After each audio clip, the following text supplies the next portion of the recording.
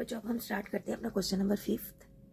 पांचवा हमारा सवाल है, if an automobile depreciate in value 5% every year at the end of 4 years what is the value of the automobile purchased for ₹12,000। बच्चों automobile कहते हैं किसी भी कार को, गाड़ी को, ठीक है। वो डिप्रिशिएट करती है, क्लेम करती है। इसका डिप्रिसिएशन का मीनिंग होता है हमारे पास कि decline in value over time. यानी कि आपने मैंने एक मोटरसाइकिल ख़रीदा या मैंने एक गाड़ी ख़रीदी, मैंने वो गाड़ी ख़रीदी समझें 10 लाख की। अब 1 साल के बाद वो 10 लाख की तो नहीं रहेगी ना, वो क्या हो जाएगी, उसकी वैल्यू कम हो जाएगी। ये होती है डेप्रिसिएशन या डेप्रिशिएट। यानी कि वैल्यू, किसी भी चीज़ का डी वैल्यू हो जाना, वैल्यू में लॉस हो जाना, कम हो जाना। एक गाड़ी की कीमत कम हो जाती है 5% हर साल के आखिर में, ठीक है।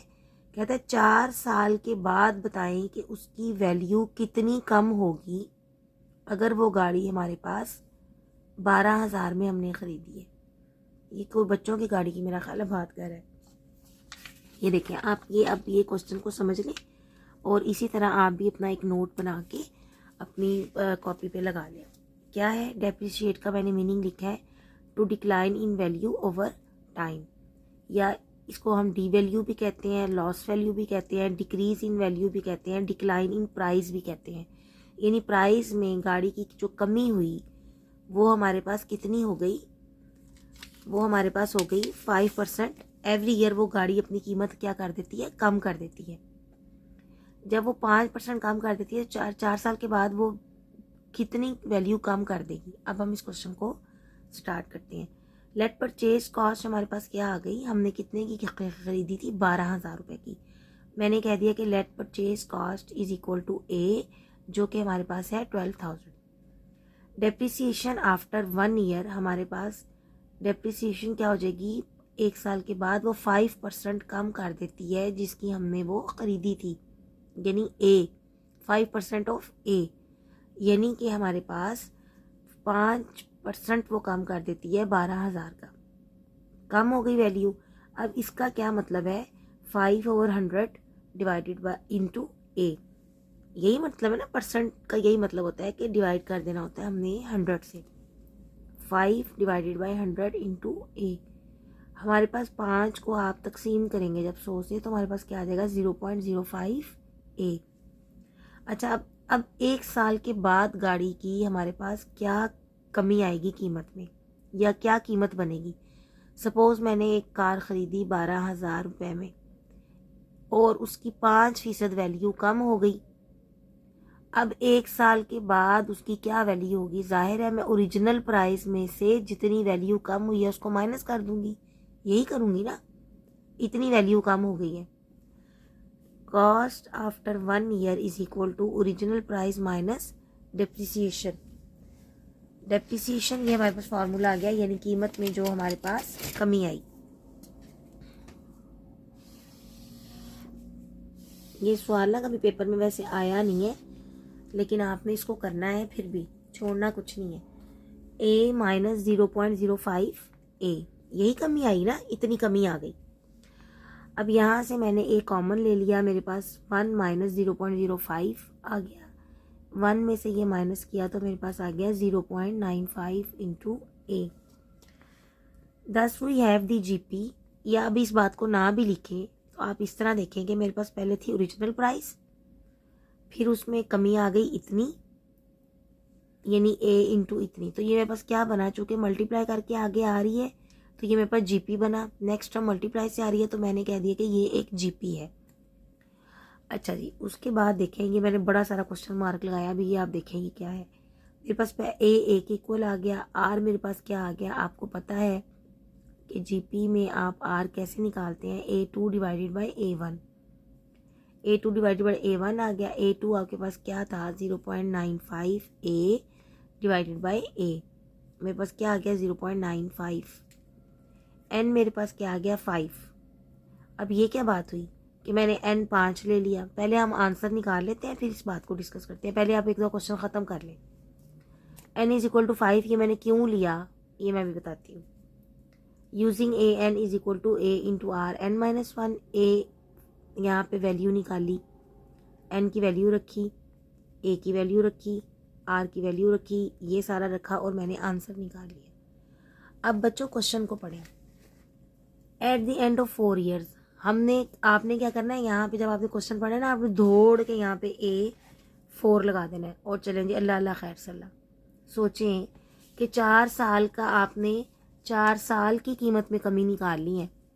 अब जो A था वो तो हमारे पास क्या था, परचेज्ड वैल्यू नहीं थी। लेट परचेज कॉस्ट हमारे पास क्या थी, A। तो जब हमने इसमें तो कोई कमी नहीं हुई, अभी हमने गाड़ी ख़रीदी है, परचेज हमारे पास देखें जीपी की यहाँ पे, या इस बात को ना बल्कि वो भी नहीं, ये देखें आप, पहली आ गई ए, फिर ये आ गई, नेक्स्ट हमारे पास टर्म क्या आएगी, ए का हमारे पास ए आ गई, नेक्स्ट हमारे पास क्या आ गई 0.95 ए, फिर हमारे पास आ जाएगी 0.95 स्क्वायर ए, फिर मेरे पास आ जाएगी 0.95 इसका, फिर आ जाएगा क्यूब ए, और फिर आ जाएगी 0.954 ए। ये तो थी ओरिजिनल वैल्यू। यहाँ पे लॉस हुआ है ना, उसने कहा 4 साल का निकालें आप कि 4 साल के बाद क्या कमी होगी। तो ये वो पहला साल है जहाँ कीमत की कमी हुई, ये दूसरा साल है जहाँ कीमत की कमी हुई, ये तीसरा साल है जहाँ कीमत की कमी हुई, और ये चौथा साल है जहाँ कीमत की कमी हुई। अब ये सारी चीज़ें आपकी किस में थी, जीपी में थी। अगर ये जीपी में थी तो ये कौन सी टर्म बनी, ये बनी हमारे पास A1, ये बनी A2, ये बनी A3, ये बनी A4, ये बनी A5। अल्लाह आपका भला करे, आपको समझ आ गई है A5।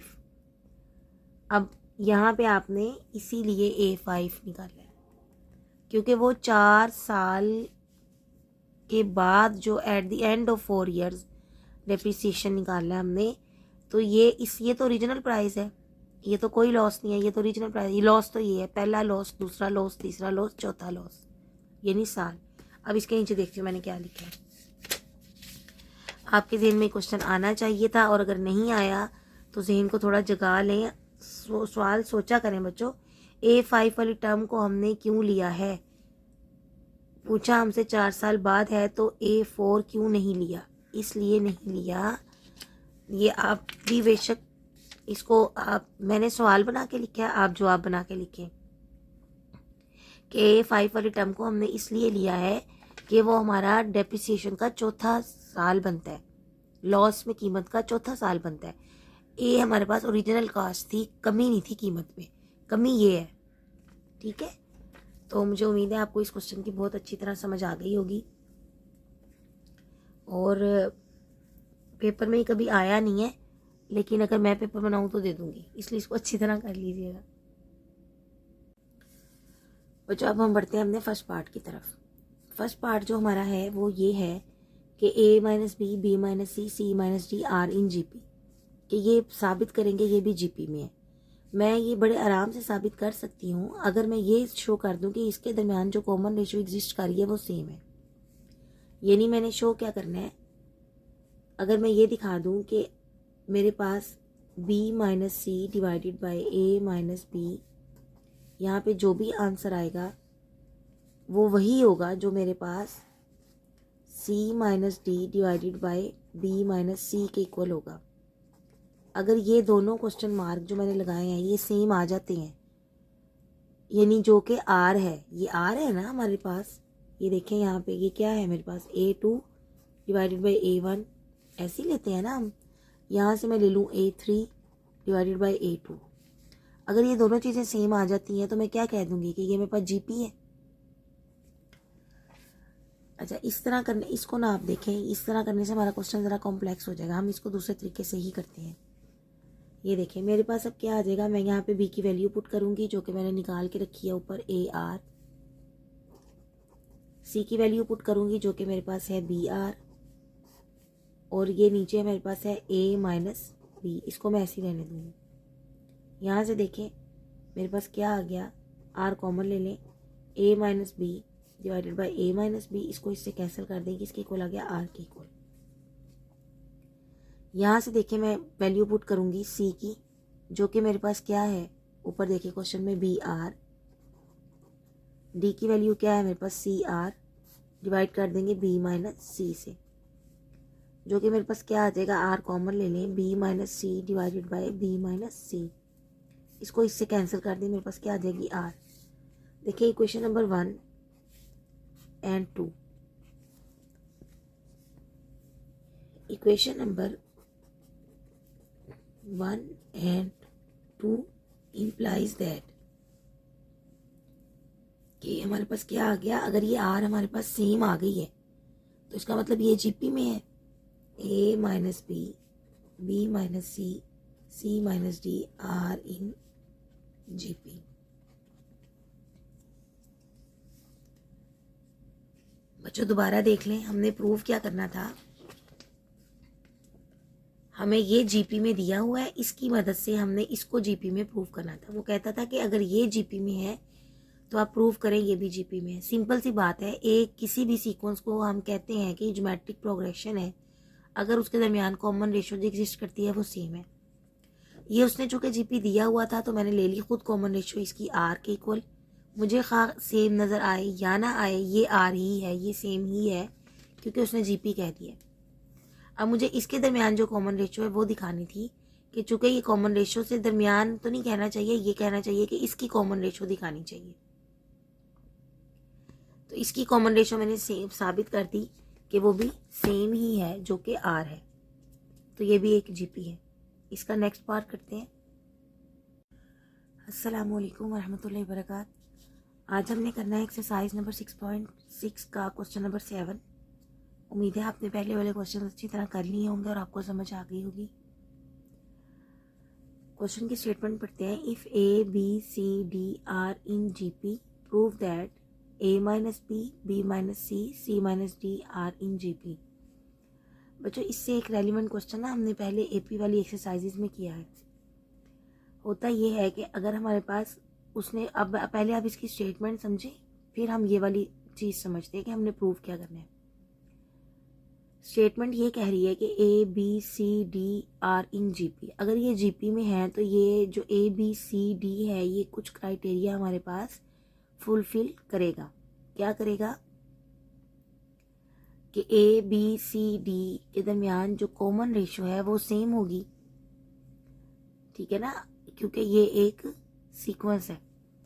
अब जब भी आपके पास जीपी आपने बोलना है, आपके पास ये फौरन आना चाहिए कि जीपी की nth term a n is equal to a into r n minus 1 होती है, और आर हमारे पास वहाँ क्या है, कॉमन रेशियो।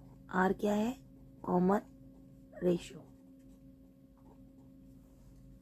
अब क्वेश्चन में वो अगर ये जीपी में है, ये चारों चीज़ें हमारे पास जीपी में है, ए बी सी डी, आपको भले इसका आर सेम नज़र आए या ना आए वो सेम ही है, क्योंकि ये एक जीपी है, ठीक है। यानी कि हमारे पास आर क्या होती है, A2 divided by A1 common ratio है और हम ऐसे निकालते हैं। यानी इसका A2 डिवाइडेड बाय A1 और A3 डिवाइडेड बाय A2 ले लें, या हम A4 डिवाइडेड बाय A3 ले लें, हमारे पास ये सब क्या होगा, सेम होगा। और ये हमारे पास फॉर्मूला होता है कि हमने नेक्स्ट टर्म को प्रीवियस टर्म पे डिवाइड करना होता है, तो हमें क्या मिलती है, कॉमन रेशियो मिलती है। तो ये सारा हमारे पास क्या होगा, सेम होगा, क्योंकि ये एक जीपी है। हमें सेम नज़र आए या ना आए, लेकिन ये आर है जो हम कंसीडर कर लेते हैं, लेट कर लेते हैं कि ये आर के इक्वल है। इसकी तमाम जब हम डिवाइड करके टर्म्स लेते हैं या हम आर निकालते हैं तो इस सारे के दरमियान जो एग्जिस्ट हो रहा है इसकी कॉमन रेशियो सेम है। अब हम इस क्वेश्चन को देखते हैं। Since A B C D are in GP, so there exist common ratio that is, यानी हमारे पास B over A is equal to होगा सी ओवर बी के, और ये इज इक्वल टू होगा डी ओवर सी के, और जो के होगा हमारे पास आर। अब देखें ये चीज़ें हमें सेम नज़र नहीं आ रही, लेकिन ये सेम है, हमने इसको सेम ही रखना है क्योंकि ये एक जीपी है। अब आगे देखें, इस सारे को हमने आर कह दिया। यहाँ पे हमारे पास आपको क्या नज़र आ रहा है, a B C D are in GP. इस तरह का एक क्वेश्चन हमने एपी वाली एक्सरसाइजेज में किया था और हमने वहाँ पे ये सीखा था कि अगर हमारे पास एक एपी हो, उसमें हम कोई जमा तफरीक करें या डिवाइड करें या मल्टीप्लाई करें, कुछ भी करें तो वो एपी रहता है। इसी तरह जीपी में भी अगर हम सेम काम करेंगे तो वो जीपी ही रहेगा। तो बच्चों इसको लेते हुए हमने ये प्रूव करना है।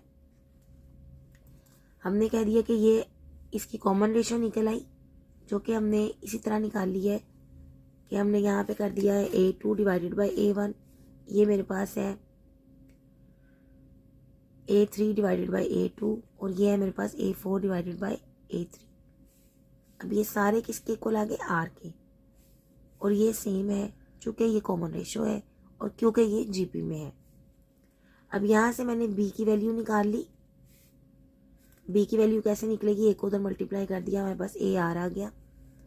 यहाँ से मैंने चूँकि इसकी इक्वल लिख लिया कि ये सारे आर की इक्वल हैं, तो यहाँ से मैंने किसकी वैल्यू निकाल ली, सी की। सी इज इक्वल टू मेरे पास क्या आ गया, बी आर। और यहाँ से मैंने डी की वैल्यू निकाल ली जो कि मेरे पास आ गया सी आर। बी की वैल्यू आ गई हमारे पास ए आर, सी की वैल्यू आ गई बी आर और डी की वैल्यू आ गई हमारे पास सी आर। अब हम नेक्स्ट क्वेश्चन की तरफ बढ़ते हैं। फर्स्ट पार्ट हमारा है जो कि हमने प्रूव करना था। ये इसका सेकंड पार्ट है A square minus B square minus C square और C square minus D square are in GP. अगर ये जीपी में है तो इसका मतलब है कि हमारे पास, हमने ये प्रूव करना है कि ये जीपी में है, तो हमने क्या प्रूव करना है कि इनकी कॉमन रेशो सेम है। तो चलिए शुरू करते हैं क्वेश्चन, सोल्यूशन इसका स्टार्ट करते हैं। A2 डिवाइडेड बाई A1 क्या आ जाएगा, वो हमारे पास B square minus C square divided by A square minus B square. अब बच्चों बी की वैल्यू हमने क्या निकाली थी, यहाँ लिख लें, बी की वैल्यू हमने निकाली थी। अपने क्वेश्चन में देखते हैं, हमारे पास बी की वैल्यू थी, यहाँ से पहले लिख लें, बी था हमारे पास ए आर, सी था हमारे पास बी आर और डी था हमारे पास सी आर। ये हमने वैल्यूज निकाल कर रखी हुई थी। ये लिखें, ये हमारी स्टेटमेंट है। अच्छा जी, ये वैल्यूज हमने निकाल के रख ली, ठीक है, ये हमने पहले निकाल ली थी जो हमें डाटा गिवन था।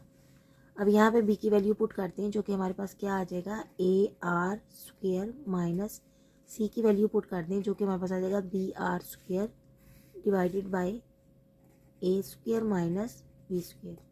ये आ जाएगा हमारे पास A square r square minus B square r square divided by A square minus B square. यहाँ से हमारे पास क्या आ जाएगा, आर स्क्वायर कॉमन आ जाएगा, A square minus B square divided by A square minus B square. ये इससे cancel हो गया, हमारे पास क्या आ गया, आर स्क्वायर, यानी हमारी इसकी कॉमन रेशो क्या आ गई, आर स्क्वायर। अब हम देखते हैं कि क्या हमारे पास थर्ड टर्म जो हमें दी हुई है A3 डिवाइडेड बाई A2 वो भी आर स्क्वायर आती है। अगर वो भी आर स्क्वायर आती है तो इसका मतलब है कि अगर हमारी कॉमन रेशो सेम होगी फॉर ऑल टर्म्स तो हमारे पास क्या आ जाएगा, ये हमारे पास एक जीपी होगा। चलिए देखते हैं, A3 हमारे पास क्या आ गया, सी स्क्वायर माइनस डी स्क्वायर और A2 हमारे पास क्या है, बी स्क्वायर माइनस सी स्क्वायर। ये मैं कहाँ से देख के लिख रही हूँ, यही जो आपको कुछ स्टेटमेंट दी हुई है, मैंने कह दिया ये A1 है, ये A2 है, ये A3 है। अब मेरे पास क्या आ गया, सी की वैल्यू पुट करें। यहाँ से देखिए जो हमने सी की वैल्यू निकाल के रखी थी, b r square minus d की वैल्यू क्या आ गई, c r square divided by b square minus C square. हमारे पास यहाँ पे क्या आ गया, b square r square minus C square r square divided by b square minus C square. अब देखें यहाँ पे ना मैंने नीचे कोई वैल्यू पुट नहीं की, सिर्फ ऊपर वैल्यू पुट की है ताकि मेरा क्वेश्चन इजी रहे। नीचे मुझे सेम मिल रही है, मैं उससे कैंसिल करके आर की वैल्यू निकाल लूँगी। ये छोटे छोटे स्टेप्स हैं जो कुछ आपको थोड़ा सा जहन नशीन भी रखने पड़ेंगे कि हमने यहाँ पे क्या करना है। आर स्क्वायर कॉमन निकल आया, ये इससे कैंसिल हो गया और हमारे पास आंसर क्या आ गया, आर स्क्वायर। देखिए इसको मैं कह दूँ 1 और इसको कह दूँ मैं 2। 1 और 2 मुझे क्या बताती हैं, 1 और 2 मुझे ये बात बताती है कि इसकी कॉमन रेशियो एक जैसी ही है। 1 and equation number 2 implies that कि b square minus C square divided by A square minus B square is equal to c square minus D square divided by B square minus C square that is equal to r square.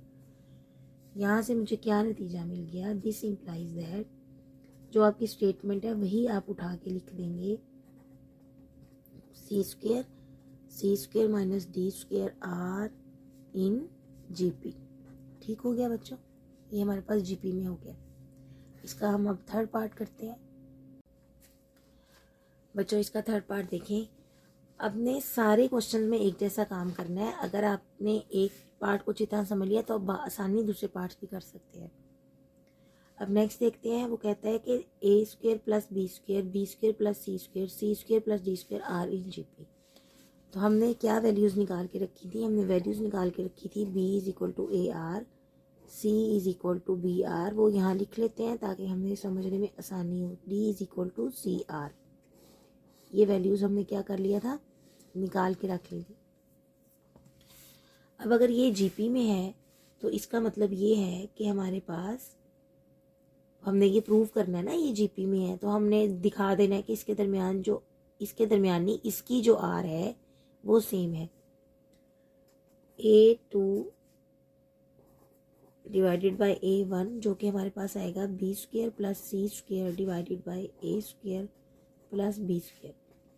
बच्चों बिल्कुल पहले की तरह B की value put करें जो कि हमारे पास होती है ए आर होल स्क्वायर, सी की वैल्यू पुट करें जो कि होगी बी आर होल स्क्वायर, और इसी तरह यहाँ पे हमारे पास होगा A square plus B square, और यहाँ पे हमारे पास आ जाएगा A square plus B square r square divided by A square plus B square. यहाँ से हम क्या कॉमन ले लेंगे, आर स्क्वायर कॉमन ले लें, ये हमारे पास आ जाएगा A square plus B square divided by A square plus B square. ये हमारा इससे कैंसिल हो जाएगा और ये किसके इक्वल आ जाएगा, आर स्क्वायर के इक्वल आ जाएगा। इसको हम कह देंगे ये हमारे पास इक्वेशन नंबर 1 है। इसी तरह हमारे पास आ जाएगा A3 divided by A2। A3 हमारे पास क्या बनेगा, जो है वही बनेगा जो हमें दिया हुआ है। देखें A1 A2 A3, तो ये हमारे पास क्या है A3 की वैल्यू पुट करें जो कि आ जाएगी हमारे पास C square plus D square divided by B square plus C square. मैंने वैल्यूज पुट कर दी। ठीक है बच्चों, अब हमारे पास दोबारा देखें सी की क्या वैल्यू थी, बी आर होल स्क्वायर, और डी की क्या वैल्यू थी, c r whole square divided by B square plus C square. अब हम यहाँ से किसकी आर स्क्वायर कॉमन, हमारे पास आ गया b square r square, c square r square. एक स्टेप और कर लेते हैं फिर कॉमन लेते हैं ताकि आपको आसानी से क्वेश्चन समझ आ जाए।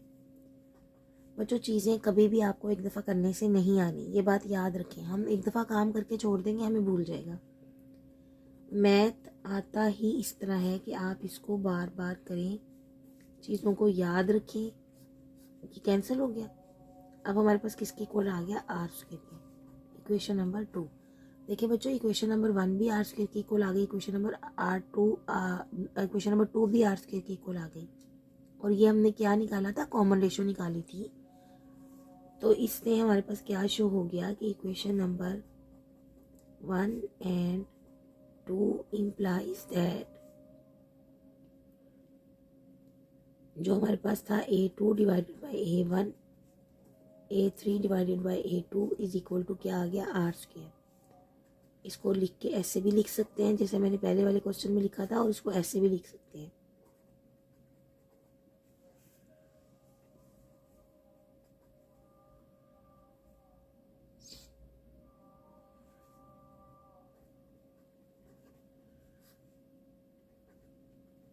जो कि किसके इक्वल आ गया, आर स्क्वायर के। यहाँ से हमारे पास क्या शो हो गया, दिस इम्प्लाइज दैट रिजल्ट क्या निकल गया, जो उसने हमें मांगा था वही लिख दे। क्या मांगा था उसने कहा था क्या ये हमारे पास ये भी जीपी में है।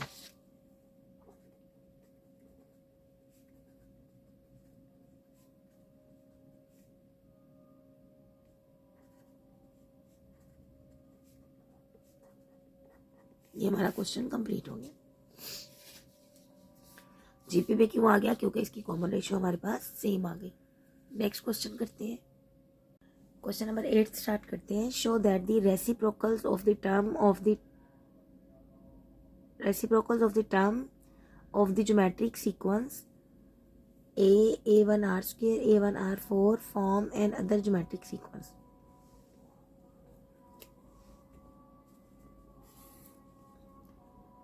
यानी कि हमने ये शो करना है कि अगर हमारे पास ज्योमेट्रिक सीक्वेंस हो और हम उसकी टर्म्स का रेसिप्रोकल ले लें, यानी हम उसको ओवर में लिख दें, तो वो भी हमारे पास दोबारा एक ज्योमेट्रिक सीक्वेंस ही बनेगा। बच्चों देखिए, मैंने आपको ये इस तरह की हमने सारी सेंस पहले डेवलप की हुई है अपनी एपी वाली एक्सरसाइजेज में कि एक ज्योमेट्रिक सीक्वेंस ज्योमेट्रिक सीक्वेंस ही रहेगा अगर हम पूरे सीक्वेंस के साथ एक जैसा सलूक कर देंगे। तो इसको हमने डिटेल डिस्कस किया हुआ है। अब इस क्वेश्चन में देखते हैं कि हमें रेसिप्रोकल कहते हैं। अगर मैं ए को 1/A1 लिख दूँ, इसको मैं 1 ओवर लिख दूँ, इसको मैं 1 ओवर लिख दूँ, तो ये मेरे पास इन तमाम टर्म्स का रेसिप्रोकल आ जाएगा। मसलन अगर मेरे पास 3 है तो इसका रेसिप्रोकल क्या होगा, 1/3। ठीक है ना। अगर मेरे पास 5 है तो इसका रेसिप्रोकल क्या होगा, 1/5। ये तो हो गई रेसिप्रोकल की बात। अब हम सोल्यूशन स्टार्ट करते हैं। गिवन जीपी इज, हमें ये गिवन है, taking the reciprocals of the terms in given GP we have. हमने अब क्या कर लिया, इसका रेसिप्रोकल ले लिया। इस पूरी जो जीपी के तमाम सीक्वेंस के टर्म का सारे का हमने रेसिप्रोकल ले लिया।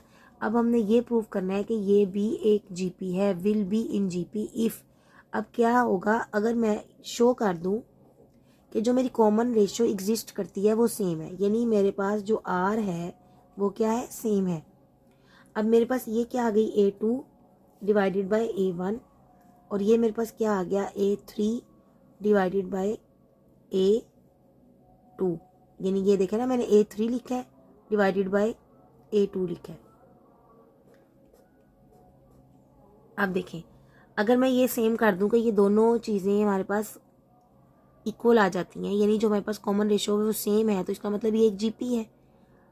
आप इसको ऐसे भी कर सकते हैं, पहले इसको ऐसे कर ले, फिर मैं इसको दूसरे तरीके से भी करके दिखा देती हूँ। अब मैंने इसको डिवाइड किया, ये मेरे पास क्या आ गया, बल्कि ना आप इसको ऐसे ना करें, मैं इसको ज़्यादा आसान करके आपको दिखाती हूँ अभी। ये देखिए, मैंने क्या शो करना है कि इसके दरमियान जो एग्जिस्ट हो रही हैं वैल्यूज़, जो आर हमारे पास बन रही है वो सेम है। हम क्या करेंगे, A2 डिवाइडेड बाय A1 ऐसे लिखिए आप, 1/A1 are square divided bye 1/A1। ये मेरे पास क्या आ जाएगा, 1/A1 are square into 1/A1। यानी देखिए मैंने इसको नीचे उतार लिया, ये इससे कैंसिल हो गया, मेरे पास क्या आ गया, 1/R स्क्वायर। ये आ गई क्वेश्चन नंबर 1। जो पीछे वाला क्वेश्चन किया था ना, वही वाला मैंने पैटर्न कर दिया। इससे ये होगा कि हमारे पास सेम क्वेश्चन की वो बनेगी, हर क्वेश्चन की स्लॉट एक जैसी बनेगी तकरीबन, तो क्वेश्चन में आसानी होगी। पहले उस तरह मैंने किया, फिर इसको अब मैंने मज़ीद ज़हन में आया कि इसको ऐसे करना चाहिए था, है वही काम लेकिन ज़रा और आसान हो गया। अब ये मेरे पास आ जाएगा A3 divided by A2। A3 मेरे पास क्या आ गया, 1/A1 R4 divided by 1/A1 R square. ये मेरे पास क्या आ जाएगा, 1/A1 R4 into 1/A1 R square. अब देखिए ये इससे कैंसिल हो गया, और R स्क्वायर जब इस R4 से कैंसिल हुआ तो क्या आ गया, 1/R स्क्वायर। ये इक्वेशन नंबर 2 आ गई। अब देखें इक्वेशन नंबर 1 और 2 क्या शो कर रहा है, इक्वेशन नंबर 1 और 2 शो कर रहा है कि जो कॉमन रेशियो थी वो दोनों टर्म्स की हमारे पास सेम है। This implies that common ratio is same.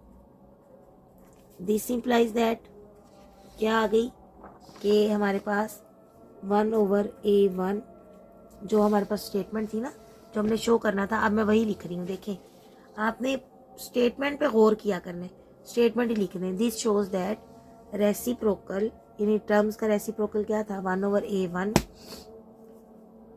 आगे हमारे पास क्या आ गया, 1/A1R², 1/A1R4, so on, form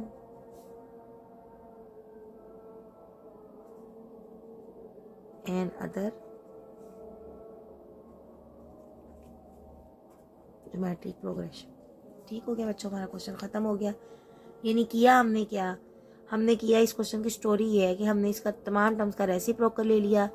तमाम टर्म्स का रेसिप्रोकल लेने के बाद हमने इसके दरमियान शो करना था कि इसका आर सेम है। उसके लिए मैंने क्या किया, A2/A1, A3/A2, जो कि मेरे पास आ गया 1/R², 1/R²। और मैंने कह दिया कि ये हमारे पास शो कर दी क्वेश्चन नंबर 1 और 2 ने कि कॉमन रेशियो सेम है, तो ये भी हमारे पास क्या करती है, एक अदर ज्योमेट्रिक प्रोग्रेशन बन जाती है।